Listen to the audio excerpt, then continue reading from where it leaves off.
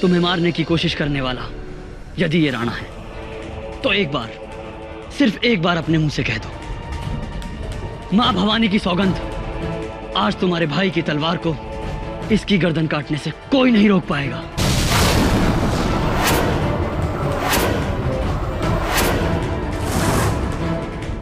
बोलो मीरा, क्या राणा विक्रम ही वो इंसान है जिसने तुम्हें मारने की कोशिश की?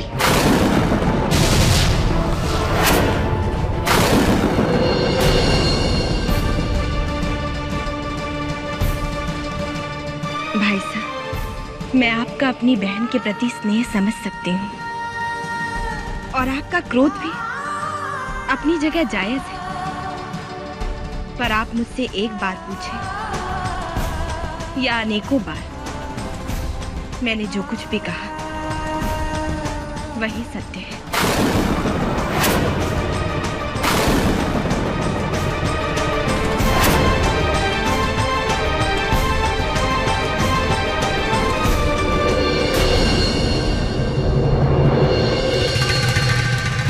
आखिर मीरा ने हमारा नाम लिया क्यों नहीं? क्यों नहीं बताया कि उसकी मूर्ति में समा जाने की झूठी खबर मैंने ही सबको दी थी। जयमल के बार बार पूछने पर भी उसने अपना कथन नहीं बदला। पर क्यों?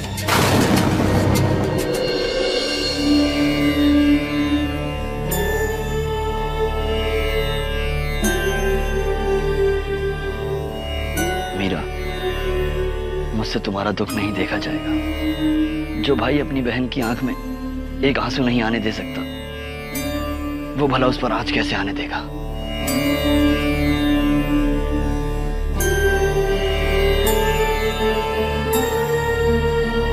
नहीं भाई साहब, आप ऐसा मत कहिए। मुझे तो गर्व है कि आप मेरे भाई साहब हैं। पर भाई साहब,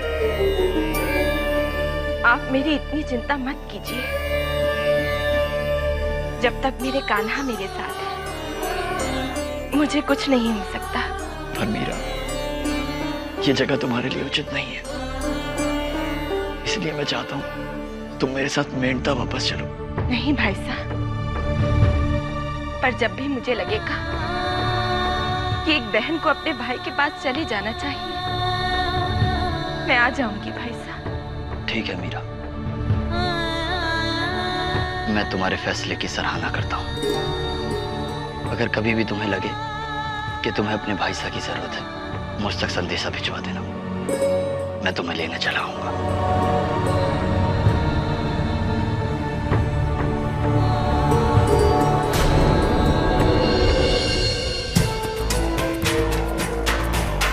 क्या हो सकता है मीरा के दिमाग में? जरूर कोई गहरा राज है इसके पीछे। ना ही उसने प्रजा के सामने मेरा नाम लिया और ना ही जयमल के सामने। वो चाहती तो। अरे कहाँ जा रहे हो? मारे जाओगे। महाराज महाराज महाराज महाराज, कौन हो तुम लोग और किसने की है तुम्हारी ऐसी हालत? राणा साहब, हमारे बाल बच्चों को बचा लीजिए। मुसीबत हमारे घर तक आ गई है। कैसी मुसीबत? उधम, कौन है ये लोग? हुकुम, ये पास के गांव के लोग हैं और मैं नहीं जानता कि इनकी हालत किसने की। साफ साफ कहो, किसने की है तुम्हारी ऐसी हालत? आदमखोर, वो आदमखोर। आदमखोर? कौन आदमखोर? आदमखोर बाघ।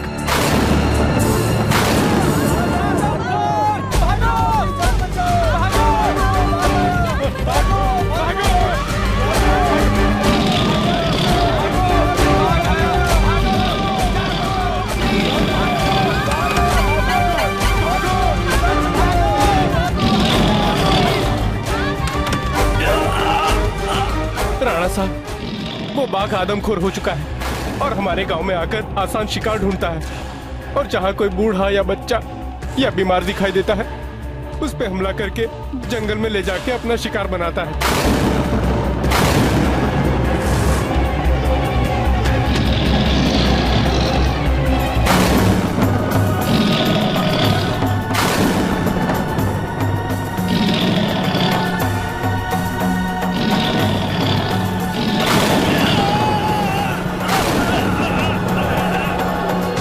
अब तो उस आदमखोर की दहशत इस कदर फैल चुकी है कि कोई भी घर से बाहर निकलना नहीं चाहता।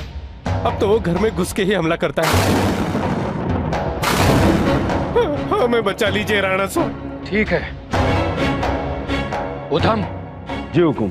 तुम सैनिकों की एक टुकड़ी उस गांव में भेज दो। कैसे भी सामने से या घात लगाकर उस आदमखोर बाघ को मार डालो। जो आज्ञा राणा साहब।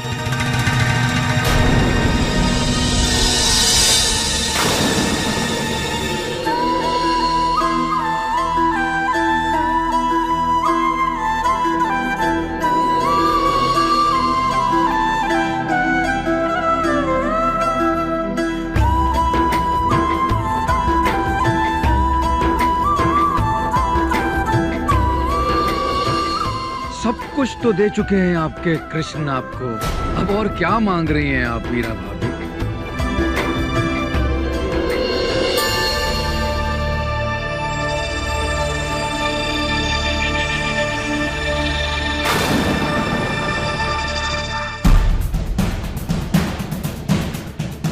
अरे हम राणा हैं, कोई भोली भाली प्रजा नहीं जो तुम्हारे बहकावे में आ जाए। हम तो सच जानना चाहते हैं और वो भी इसी समय। राणा साहब, जब आप ये जानते हैं कि मैं झूठ बोल रही हूँ, तो फिर मुझसे क्या सुनने आए?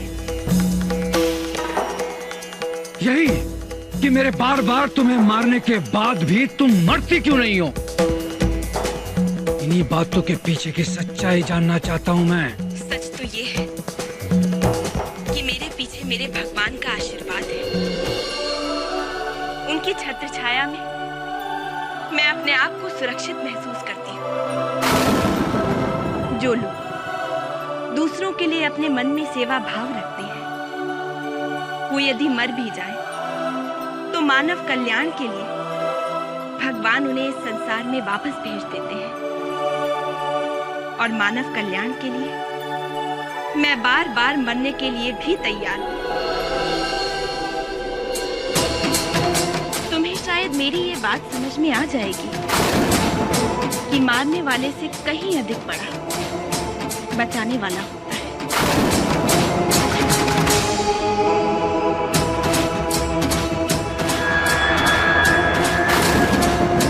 मीरा भाभी, एक न एक दिन आप अवश्य ही मरेंगी। और ये मैं नहीं कह रहा हूं, आपकी गीता में लिखा है, जो जन्म लेता है वो मरता भी है।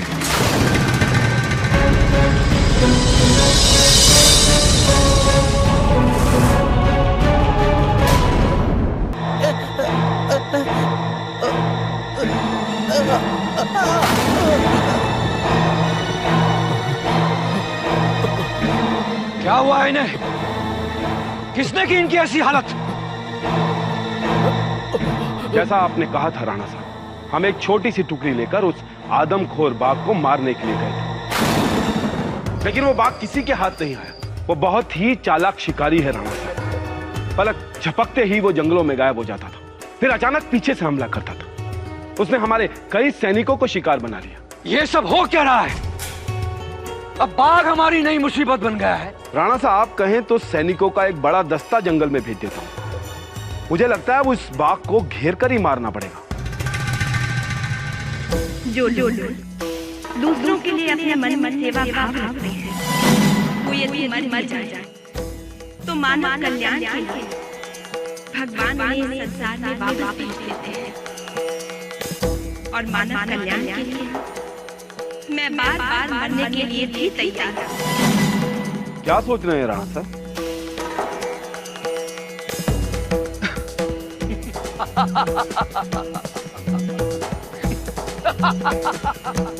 किसी सैनिक को भेजने की आवश्यकता नहीं है उधम। तुम इन घायलों को वैद्य के पास लेकर जाओ और इनकी मरहम पट्टी करवाओ। उस आदमखोर बाघ का क्या करना है वो हम जानते हैं।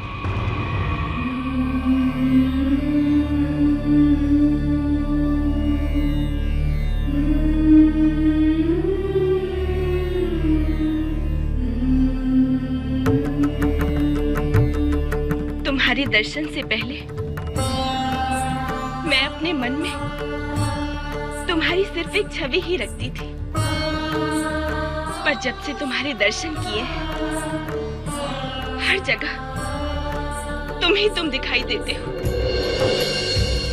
गोलोक देखने के बाद ऐसा लगा कि मैं वहीं रहूं और तुम्हारे चरणों में बैठकर तुम्हारे लिए भजन गाऊं। कान्हा, मुझे अपने धाम वापस बुला लो ना, वापस बुला लो कान्हा।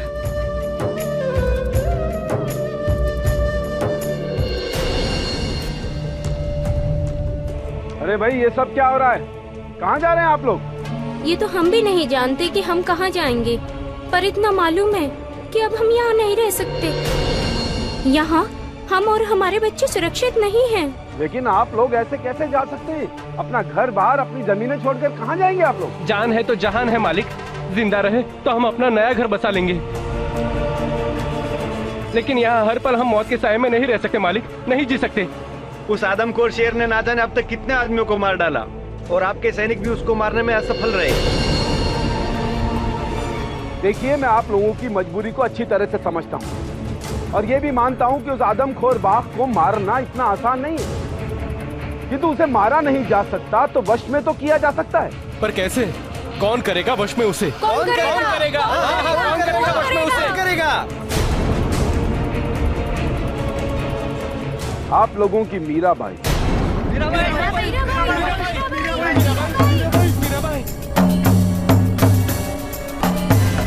क्या बात है? क्या हुआ है आपको? हमें बचा लीजिए मीराबाई, उस आदमखोर बाघ से हमें बचा लीजिए। उसने हमारे बच्चों को, हमारे घर वालों को, सभी को मार दिया। अब आप ही हमें बचा सकती हैं। बाघ? हाँ, आदमखोर बाघ। हम यहाँ मीराबाई से बड़ी आशा लेकर आए हैं। अब बस एक यही है जो उस बाघ को अपने वश में कर सकती है। ये आप क्या कह रहे हैं? मीरा भला इसमें क्या कर सकती है? मीराबाई कुछ भी कर सकती है। अगर वो कहेंगी बाघ को जंगल में चला जा, तो बाघ चला जाएगा। तुम सबकी मति मारी गई है क्या? जो बाघ आदमखोर है, लोगों को देखते ही मार देता है, और तुम सब चाहते हो कि मीरा उस बाघ के सामने जाए और उसे जाने को कहे? ऐसा नहीं हो सकता। नहीं, ऐसा मत कहिए। मीराबाई ही हमारी आखिरी उम्मीद है।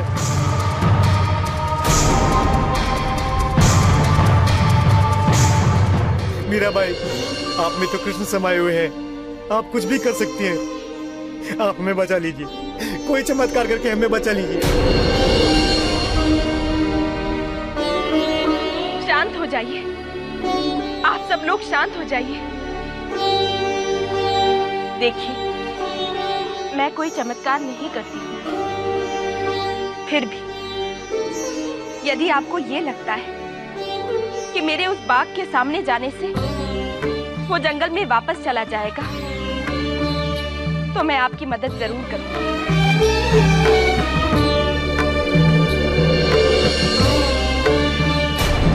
तुम सब अच्छी तरह से जानते हो कि तुम्हें यहाँ क्यों बुलाया गया है। तुम इस राज्य के सबसे बेहतरीन तीरंदाज हो, और ये काम तुमसे बेहतर कोई नहीं कर सकता। इसलिए हमने ये काम तुम्हें दिया है। और एक बात का ख्याल रहे, मीरा जैसे ही उस बाघ के पास जाए, तुम लोग चुपके से उसके पीछे चले जाना। अगर वो किसी भी वजह से उस बाघ से बच भी गई, तो भी तुम्हारे तीरों से नहीं बचनी चाहिए।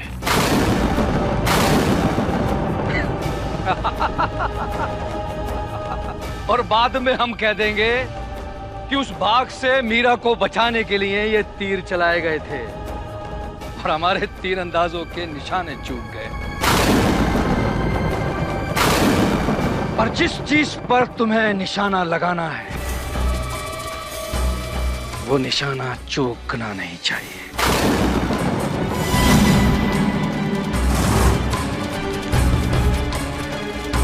मीरा भाभी, अपने कृष्ण से जितनी चाहे प्रार्थना कर लो, पर इस बार तुम बच नहीं सकती।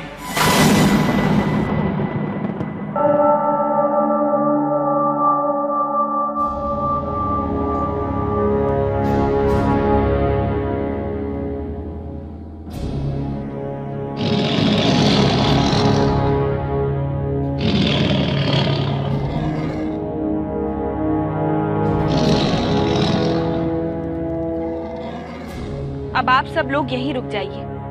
यहाँ से आगे मैं अकेले ही जाऊंगी।